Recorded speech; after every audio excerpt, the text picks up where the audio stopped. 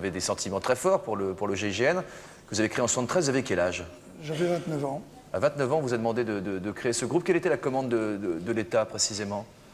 Créer une unité capable de résoudre un certain nombre de problèmes nouveaux que l'on ne savait pas Terrorisme résoudre après. Non, une partie spécifique de l'expression du terrorisme, qui était la prise d'otages. Ah oui. C'est Munich qui a tout déclenché, en fait, pour toutes les unités du JO, monde. en 72. Ouais, c'est ça. D'accord. Quand le GIGN intervient à l'étranger, alors là, en 79 à la Mecque, par exemple, pour résoudre une affaire de prise d'otage, ce n'était pas un détournement d'avion, mais c'était une prise d'otage, est-ce que vous n'avez pas le sentiment d'être des mercenaires de l'Arabie Saoudite quand vous avez dépêché des Français sur place? 3 Français, dont le capitaine Baril. Non, parce que à ce moment-là, la déstabilisation qui avait été faite avec cette action qui était une forme de prise d'otage un peu surprenante, puisque c'était la prise d'otage d'un symbole fort comme la Grande Mosquée, avec une déstabilisation sur un certain nombre de villes, faisait que si on n'intervenait pas, du moins s'il n'y avait pas eu d'intervention, le gouvernement saoudien, c'était fini. Et à ce moment-là, c'était une autre force qui se mettait en place. Et nos intérêts étaient en danger, vous pensez? Et les intérêts occidentaux, oui. on partait pour une autre crise pétrolière avec tout ce que ça comporte. Moi, je ne pense pas qu'il n'y avait que la France en cause. Là. Les Américains étaient sur place déjà.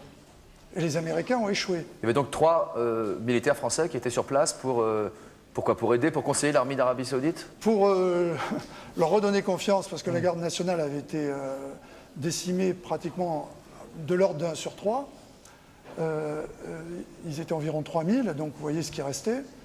Et leur donner les moyens techniques, c'est ce que nous avons fait, à travers un schéma opérationnel qui a été construit avant de partir et mis en place à l'arrivée. Donc par vous aussi, j'imagine? Oui.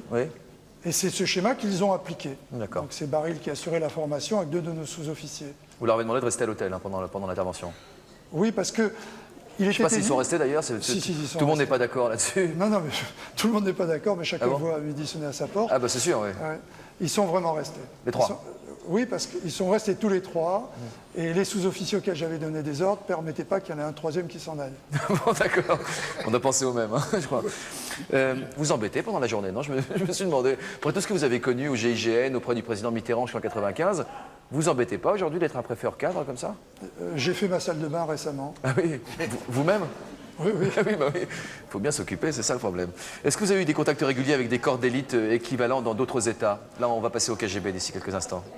Alors non seulement on a eu des contacts réguliers, mais en plus, comme le GIGN a été la première unité du monde à vocation antiterroriste, je précise sur l'aspect spécifique de la prise d'otages.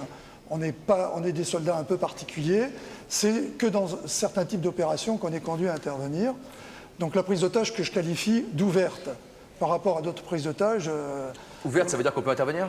Non. C'est celles que l'on voit qui sont dans un lieu connu, un détournement d'avion, et qui ont pour but de mobiliser l'attention de tout le monde, en particulier la presse.